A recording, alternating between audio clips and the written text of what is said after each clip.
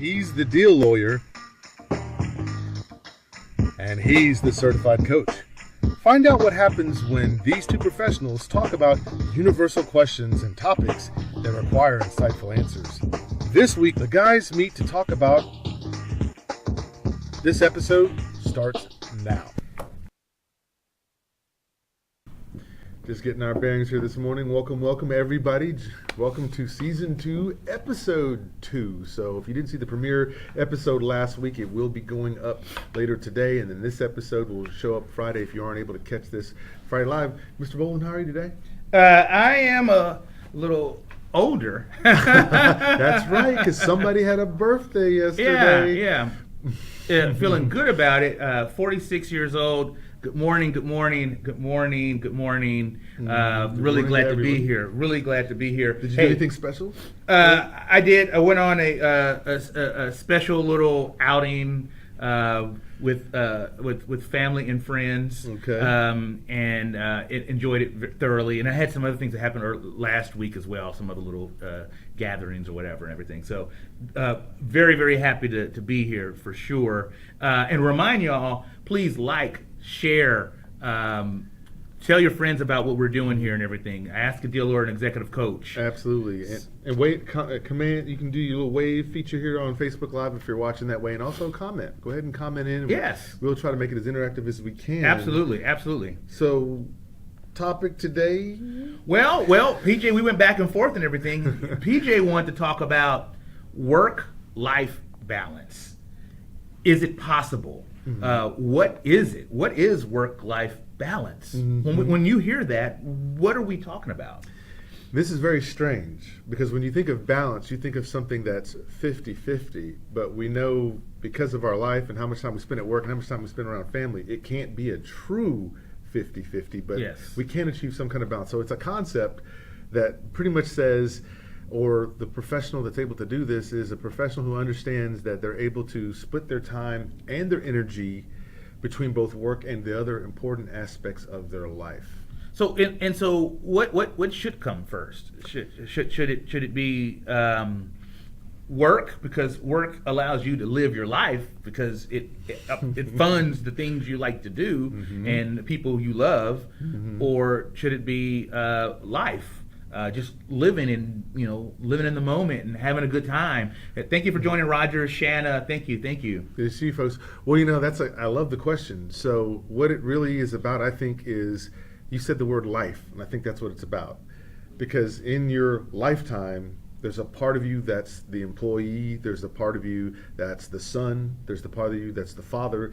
So it's really about blending activities throughout your life. So when you say, well, what's more important or which one should take the lead, it really is, what do you need to do strategically in your life at that moment to provide for the people that you most care about? Okay. I think both of those kind of run into each other. Well, I know this, starting out as a young lawyer, it's very difficult when you're starting in a profession mm-hmm. to balance it all, because yes. what you're doing is you're learning, you're trying to make up and spend a lot of time yes. to hone your skills, mm-hmm. and plus you're also trying to make sure that you can stay employed wherever you are. That's as correct. Well. And there's a lot of expectation that you're going to put in a lot of time. Mm-hmm. You're sort of the low person on the totem pole, so you're supposed to kind of prove yourself. Mm-hmm. You're supposed to be if there's going to be someone staying the whole night at the office.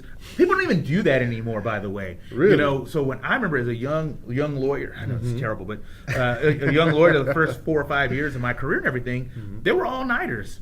Mm-hmm. That's unheard of. Yeah. It's unheard of and everything. Not that we need to be doing that and celebrating everything in mm-hmm. the old glory days, but mm-hmm. those things happen, and you're obviously not balanced when you're spending 24 hours in an office. That's exactly right. And then there's the family side of it all, because right. now if you're a new dad or a new mom and you've got this child now, this child doesn't work on your schedule. You have to now morph and change and become some different things in That's order right. to do this, and then still be able to be an effective executive at the same time. So life just continues to bring us things that we eventually have to continue to adjust for, or show that we can adjust, because there's problems, Steve, if we don't have a good work-life balance.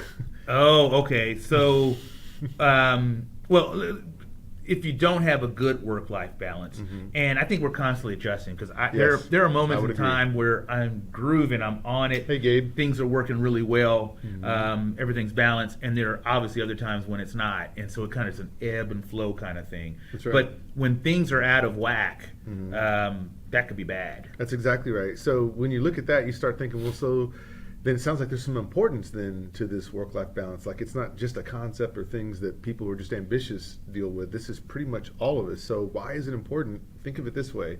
Some of the stats that we get from psychology shows us that most of the diseases that are created by depression, and that depression is then handled in a very bad way.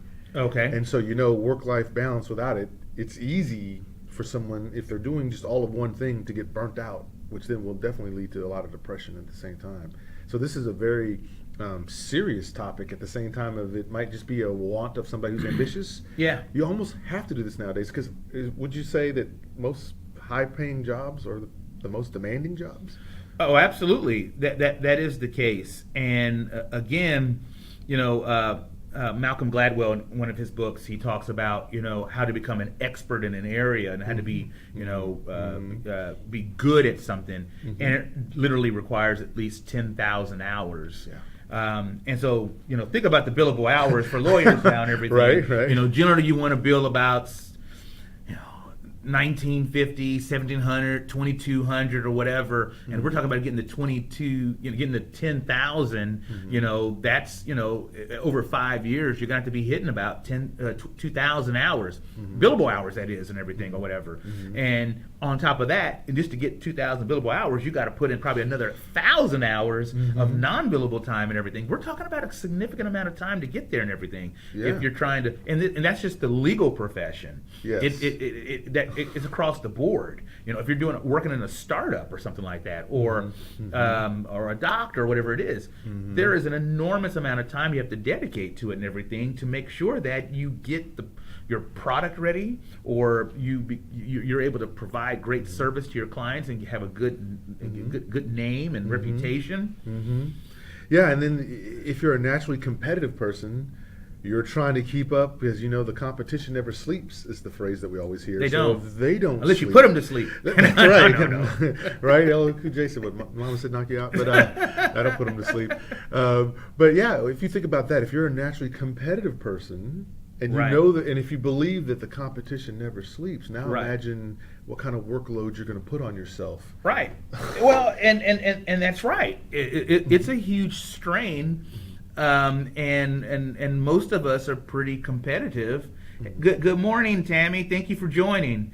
And so we're competitive, and we can sometimes get lost in the competitive nature and trying to be excellent and all that kind of stuff, and things can get out of whack. I know this from personal experience. There's a story coming on. Well, give it to us. Give it to us. I mean, it's back to like this being like a young lawyer and like really trying to excel and have validation and approval, but most importantly, you're trying to provide for your family, and then you're also trying to be the best at what you're at and everything. And so you put in the time, and you're looking at other people beside you and everything. It's like law school. I loved it, but it's a very serious process, and the ones who put in like the most time, who are most efficient or whatever, kind of rise to the top in some ways, at least as far as getting grades. That's exactly right. So I've done that, gone way, gotten way out of kilt, off on the deep end of just working a lot of deals and everything, and then you learn from that. You learn. That's right. And where the problem comes in is, as Steve has defined it, there's that cognitive dissonance, because I want to be the best lawyer, but at the same time you also want to be the best husband, and then if you have kids, you want to be the best parent. But you can't give all of that 10,000 hours because there's not enough hours in the day. In fact, what we have 1,440 minutes every day, and we can't subtract it or add it. That's right. All of us have the exact same amount of time. So what it becomes about now is choice management. right? Because you choose what goes on your schedule and what doesn't. That's And right. where some people run into problems is they don't choose. They put all these alerts in their phones, Mm-hmm. and therefore their phone is running them around and telling them what they're going to do for the day. And that's backwards. Like I know some attorneys and some people that I coach that they wake up to their phone. And they immediately start working because the phone bleeped and Excuse me. went off. And Or so to now- Alexa, you know, it's Yeah, like, or Alexa, that's right. what is my schedule? And Alexa will tell you what your schedule is according to your phone and everything. Yeah, and they haven't even gotten out of bed yet. They haven't even, got the sleep out of their eyes. They haven't even had their morning quiet time or anything. It's just phone beeps. They get started. And so now what happens is you lose control because you're not really in Yeah. control. So now your choices are going to be decided upon whatever is put into that phone, which may not always be. And life is always going to throw something in that you didn't That's think right. you'd handle. That's right. And so if you don't get control, then you'll spin out. And when you spin out, then you'll be here at wondering what we would say Hitting something. about work-life balance. So I would like to say the benefits. There are some benefits to this. So now that we understand what might be the problems, here are some of the benefits to work-life balance, and see how this resonates with you, Steve. The first benefit of those who can get this and do this well would be that it actually preserves your mental health. Yes, I agree with that. Can I go back to my vision board that I Please, worked talk on? about that vision board. That's right. And so and the reason why I'm going there is because I view sort of the world at this moment in time, and you're the life coach and all that and everything. You tell me if I'm wrong about this. But, there's someone talking about electronics. We'll get to that, Frank. Thank you for that comment. We'll get to that. Yes. I view things as, physical, you got to be in good physical health, and if you're not in good physical health, you're going to fall apart, and you're just not going to be able to stay in the game. Then you have to have your mental, and you have to be sort of thinking right and everything back to your, and then I put financial there, as well, the third Surely. component and everything. But Surely. all of that helps you to be more of a balanced person, to be able to, to help to do the things you got to do with your family, your work, and everything else. And so, right. If you're so caught up in your cell phone and all the tasks in there, and I'm one of those persons, I have a lot, my calendar is filled up. It has a lot of things on there. And you don't understand sort of prioritizing things and all that kind of stuff and everything, it could drive you mad. And I know people who literally, when they see their to-do lists, they will then sit down in a corner and stare in outer space for 30 to 45 minutes thinking about, how am I going to get all this done? Yes. And again, that mental health, you got to have good mental health to do anything you're going to do. And of course, that's attached to the body. And that's the second benefit of this, is that it helps you to have improved physical health, because you are understanding that it's all connected.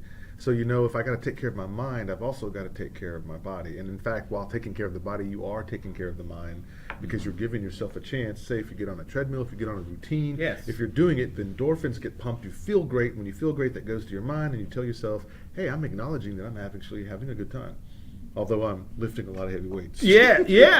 And so No. one thing, let's go to this question we have Yeah. here from Frank Montanero. He says, let me ask you a question. When it comes to electronics, when focusing on a cell phone, do you ever look at your brother? Okay, that was funny.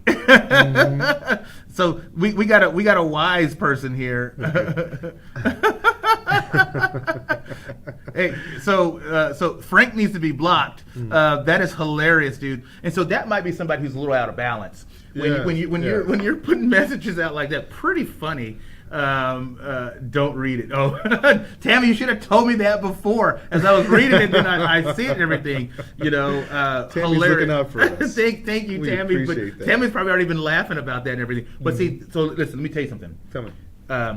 How you know when you're sort of out of whack on work-life balance and everything is when you post things like that. Agreed. So, like, you start doing things that are a little out of control, offensive, or you're an irritant in your home.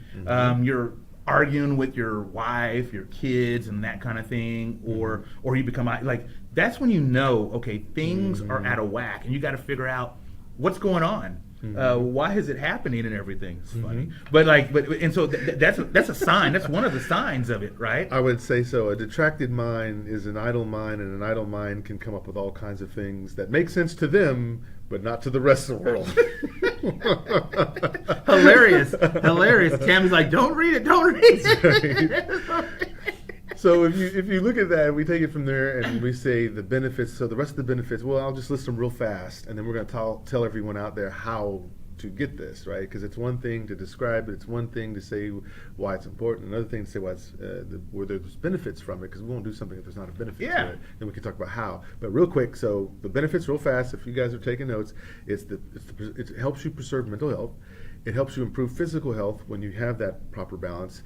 It prioritizes what needs to get done, because you obviously realize you can't put everything on your schedule because not all of it will get done. You have the same amount of minutes every day. And the last thing is it increases mindfulness. Okay. Right? That's what you want. What is mindfulness? That's a term that we hear a lot of. And by the way, thank you for joining. If you're joining right now, we're talking about work-life balance. Please like, please share, please comment, ask questions, everything else. Don't ask silly questions like this guy did earlier or be offensive and everything. Good morning, Kimberly. But in any event, that was an evidence of a lack of work-life balance. But please comment, share, and everything else. But absolutely. Go ahead, So the definition of mindfulness that I've appreciated or liked the most, Vaughn Thompson, is the idea of mindfulness is the ability to stay present in the moment and do the work that you need to do. Most people aren't present. They'll, like you said, they show up, they just stare out into space with the to-do list that they're looking at them that is huge. But mindfulness is being able to have presence in the activity that you actually need to be doing. So sometimes you'll see this with parents. They're supposed to be there at the child's football game or soccer game or the daughter's recital, but they're not watching. They're on the phone doing work, so they're not being present. And so the kid looks up to see mom and dad and just notice that mom and dad didn't even notice they scored a touchdown. Yeah. Because they're working. So that person is not present. So mindfulness helps you stay in the moment. But at least they're there, you know. But they're there, kinda. Right, That's right. it. They're there. Right. It's a start. It's a start. Well, you know, I think one of the masters of mindfulness is Michael Jordan. Okay. You know, Tell me about Michael Jordan's how mindfulness. Michael Jordan was such a master on the basketball court was, in fact, because he was absolutely present in every single second. He wasn't necessarily caught up in. Now he was watching the action going on, but he was in it, and he was a force, and he made things happen. You know, there's times for watching and everything else, but he was very much present. And so he's arguably the best ever to play the game. I'm on the LeBron James. I'm there now a little bit, but in any event, a master of mindfulness, in my opinion, on the basketball court. And Tammy has a question. How do you say no when getting pulled in multiple directions, home, work, and social? Yes, I love that. So the first thing is Tammy recognizes that, so that's A plus job right there. The second thing is really goes back to priorities, and again, what makes the most sense that you are obligated to have to do. So it's almost like this. There's this hierarchy, right? There's urgent and important but not urgent, not urgent at all, and then finally important but not urgent. So you have to look at things from a filter and decide where does this fit in terms of urgency and importance, and then you would just prioritize it. And then how you would say no is you'd be able to say from that, based off of what I've got lined up here today, this has to happen first, but this is when I can get to that. Will that be okay if you're having to report to someone? Okay, that's right. So that's an interesting way to look at it, and it's right. There are times when you're accountable to people. Yes. They're counting on you to do certain things, and maybe in a timely fashion. There might be some deadlines involved or whatever, and then it's communicating with those people if, in fact, you may see if there is a need to maybe move it because there might be another priority going on. That's right. That's very responsible. And it's hard to do because their fear kicks in that, oh my gosh, they will think that I'm not capable or as capable if they feel like I can't do this. But the truth of the matter is everyone that's coming at you, pulling at you all these different directions, they don't know what's on your schedule. They don't know what you're doing because they're not in your shoes. So therefore, the only thing that you can do in that situation to help them is you have to educate them, but it's in a way that says, I'm doing this workload now, this is next. So it's almost kind of like when you go to a place and you have to take a number and it shows you on the screen, this is the number of where we're at right now. That's to help set the expectation that, look, we're going to get to you, but here's the hierarchy of what's happened before you got here. Okay, and here's one for young lawyers in law firms and stuff. This is this is what I've learned. So you'll be having maybe partners you're working with, and you're trying to juggle your time and being in a young associate. Again, I'm thinking about working lots of hours, trying to prove yourself and everything, wanting to keep your job, And then there's the pro bono hours. and all those kinds of things. And you might get pulled in different directions.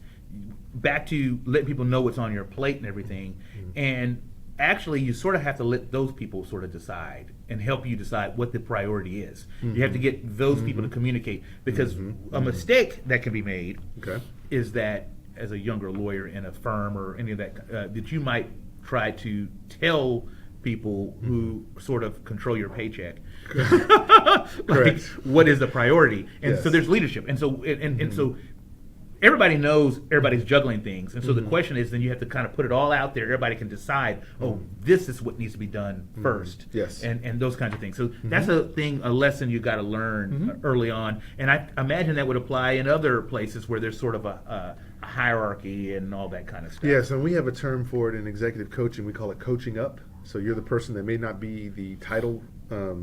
You may not be the nameplate person whose name is on the door, but you're working for them. But at the same time, you have a perspective that they don't have.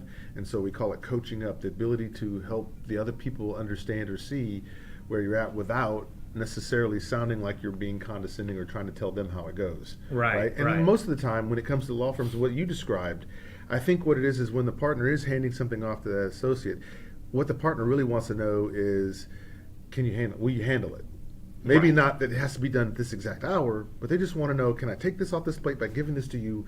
All I need to hear from you is that you'll handle it or get it done some kind of way. And if you're able to massage that and then get that rapport, you could probably make that work and not be so sticky. Yeah, and so that's just a little nugget that you need to learn, and it just happens, and you see it, and as a young lawyer, that's something you're like, because especially you become real popular, and you're getting lots of work and projects and everything. That's awesome. Then the matter of is juggling it, being able to handle each one and figure out what is the priority.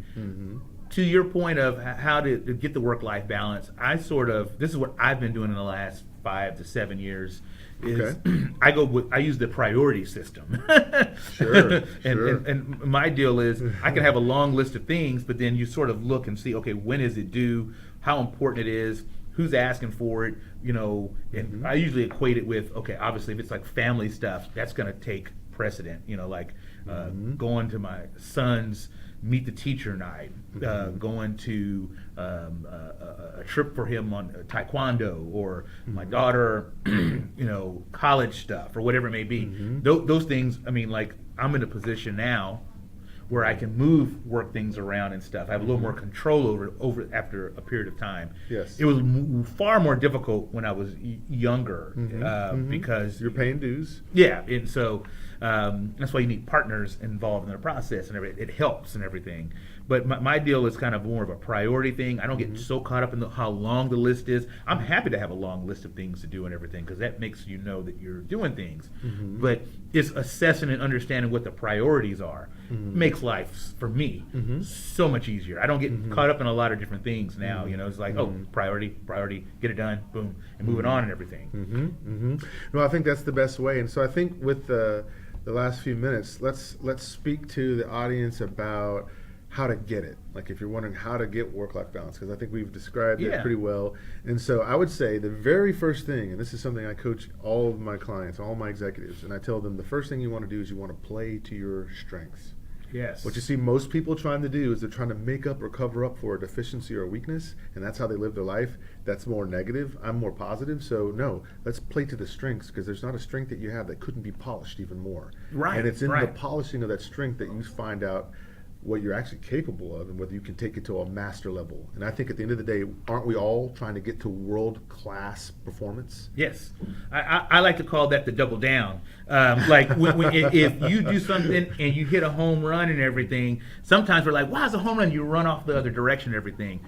Do it again. and do it better. That's and, exactly right. and so when you start getting good at something, you replicate it over and over and over again. And hopefully you'll learn some other things as well. But that's where sometimes we make a mistake. That's exactly right. So you need to know what your strengths are, not just what people may have said, because people they're just seeing you from just a small perspective. They don't see the full picture of you. So That's right. You need to know what your strengths are. There's assessment you could take, the Strengths Finder assessment, that Clifton Strengths is what it's called now. And this will help you see what your strengths are, and they're listed in the priority of how strong they are in you, right? Yeah, and what yeah. you lead with. The second thing is you do, to your point, how to get this is you do have to prioritize your time, because you only have the 1,440 minutes a day. Everybody's the same. You can't add or subtract it, right? So how many minutes is that again? 1,440 minutes a day. That's what everybody has. 1,440 minutes, y'all. That's how many minutes you have in a day. That's it. Seconds now. Let's go to that. But yes, but go ahead. That's right. Then I would say the third thing in helping you to get work-life balance is you need to know yourself, which is a little different than playing to your strengths. Strengths is already there. You're polishing them, but know yourself. And when I say know yourself, I mean if you know you're a person who loves to get going at the crack of dawn and you do your best work in the morning, then favor it that way. If it's more in the evening, favor it that way. But you need to know that about yourself. You can't just assume that you're always the same energy all the way through. That's so you right. need to know that, because you're managing time and you're also managing energy. So you need to know thyself, as Socrates would say. Set up a routine that works, and then stick with it. Don't let things bounce you off your routine. If you've already prioritized it, it belongs on your list of things to do anyway. So you try not to get out of the routine. You got to get something that works. You can't wing it, in other words. Yeah. Winging it every day is not a good plan for balance, because that means you're just being tossed one way or the other. But with that sort of process or schedule or whatever, there will be some meandering. I mean, there's some modifications and everything. Because what you're going to do when you create an effective work week plan, you're going to build in downtime in it, saying I'm going to put a gray area here, knowing that I'm going to give myself an extra 40 minutes here because something probably could come up. But I've already budgeted for that 40 minutes of downtime, which I can now fill with whatever that thing is that's popping up that seems to be important. Yeah. So that's what you do. You build in time knowing that there's going to be interruptions. There's going to be disruptions. So you can see what your week is kind of like, what kind of things seem to disrupt you, and you can kind of almost add for that and put it in there and leave some blank spaces. So what do you have somebody who's not respecting your time? So you're trying to do this work-life balance. You're trying to manage your time. This is a great but somebody comes in and is like, do this now, or they say, come over here, I want to talk about this, and then you get sucked into their time. So I love that. So first of all, again, if you set up a priority on tasks, you probably have a priority on people. Who should get more of your time and who doesn't? Yes. The people who should get more of your time should get that time. The people who don't get as much of your time, it looks like this. You show up if you have to. You show up, but you say, listen, I've got 5 minutes. If we can do it in 5 minutes, go. If not, let me come back to you. Right? And you give them the option. You're letting them know that I can give you 5, I just can't give you 15 right now. Or do you want to wait till later? That right there is a very, very good nugget, because a lot of times we get, our schedule becomes erratic, not necessarily because of what we're doing. It's because there might be other people who are in your life and your sphere that are very erratic. And ultimately it's your decision. You need to recognize this, but you sort of need to do what PJ has just said here, is let them know, hey, I only have X amount of time, and put a limit on it and everything. And once you get there, go and get back to what you got to do, because you got to get your stuff done. That's exactly right. And I would say that in terms of your office, if you're a person that has a huge list of things to do, don't have your office set up to where your desk is facing the door, because when what that happens there is, and what people do, if your door's open, they'll look in and they see you and you happen to look up, they take that as a sign to come in and talk. So it's probably better that you don't have your desk facing the door or in the very line sight of the door. If somebody walking down the hall can just see you. So it's probably good that you're not in line of sight if your door's open. Yeah, you're going to have to step all the way in my office, sort of, and then like look over and everything to find me. And then I might put things in the chair also. Yes. So you can't sit down. Yes, because the international sign of come talk to me is if we catch eyes and you acknowledge me. Now if I'm somebody wandering around looking and I have to look at Steve and Steve looks up, now I'm going to go in there. And so the last 2 things I would say to help you get this balance is you got to make exercise important. Absolutely. absolutely exercise. Exercise has You're to talking about happen. physical exercise, right? Exactly, because the Okay. body is made of nothing but a bunch of joints and tendons, so it was meant to move. Yeah. It's unhealthy for you to sit at a desk all day long, then go home and sit on a couch Mm-hmm. and then watch TV till you fall asleep and then go get in bed. So that's important. Got 1 And then- minute. And then 1 minute, here it is. Make time for breaks, which is refreshment time, and vacations. All work and no play makes Jack a dull boy. And I've been taking vacations, and that's been in the last 5 years. I've done a lot more traveling and all that kind of stuff. And sometimes you're just like, I'm out of here. Bye, peace. And that has been all the rage. It has helped tremendously. Hey, thank y'all for joining us. Absolutely. Hey, like, share. It's real important you do that. Give us feedback. Thank you for the comments. We'll respond to you. Absolutely. And hey, enjoy the rest of your week, and we'll see you next Wednesday. That's right, for episode 3. And real fast, Steve, how can they find you if they're not on Facebook Live watching this? You can catch us on, and we're broadcasting live from Instagram, steve.bolden, also Bold Creations on Facebook, and then also have a group called the Boss Negotiator School, and then obviously right here on Facebook. That's exactly right. And you guys can find me. I'm going to be found on PJ Dunn TV on YouTube. You can also find the Dunn Coaching and Consulting page on Facebook. And then there's the website and, of course, PJ Dunn CCP on Instagram and All right. Twitter. All right. Hey, let's balance this out, folks. All right. Well, make it a Thank great you. day.